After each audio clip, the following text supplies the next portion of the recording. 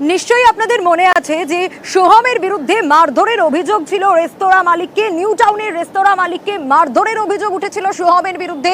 CCTV footage, CC ক্যামেরার footage সামনে এসেছিল। এবার সেই সোহম মামলার আপডেট জানাবো আপনাদেরকে। ইতিমধ্যে কিন্তু টেকনোসিটি থানার আইসিকে শোকজ করা হয়েছে বিধাননগর কমিশনারেটের তরফ থেকে।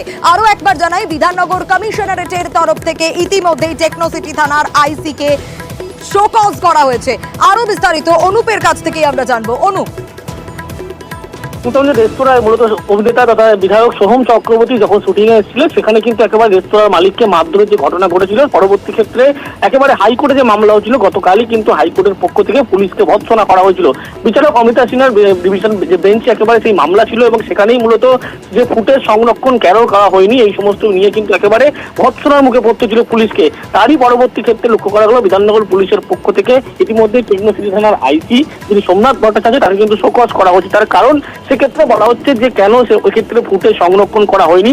ইতিমধ্যেই 7 দিনের মধ্যে যে সমস্ত রিপোর্ট তাকে যেমন দিতে হবে, পাশাপাশি ফুটেজ কেন কোনো ক্ষেত্রে সংরক্ষণ করা হলো না এবং তার জন্য কিন্তু একেবারে বিচারকের সামনে পুলিশকে ভর্সিত হতে হলো। প্রথমে বলা হয়েছিল যে যখন রেস্তোরাঁ মালিককে নিয়ে যাওয়া হয়েছিল থানায়, সেক্ষেত্রে কিন্তু তিনি যে বয়ান দিয়েছিলেন, যা লিখিত দিয়েছিলেন প্রত্যেকটি কিন্তু ফুটেজ রয়েছে। পরবর্তী ক্ষেত্রে পুলিশের পক্ষ থেকে গতকালই রাজ্যের জানানো হয়েছিল যে এই ফুটেজ কিন্তু সংরক্ষণ করা হয়নি, যার জেরেই কিন্তু ভৎসনার মুখে পড়তে হয়েছিল এবং যার ফলে বিধাননগর কমিশনের পক্ষ থেকে ইতিমধ্যেই টেকনোসিটির আইসি সোমনাথ ভট্টাচার্য তাকে কিন্তু শোকজ করা হয়েছে এবং সমস্ত যে কেন সংরক্ষণ ফুটেজ করা হলো না গোটা ঘটনার এই সমস্ত রিপোর্ট কিন্তু ইতিমধ্যে দিতে বলা হয়েছে।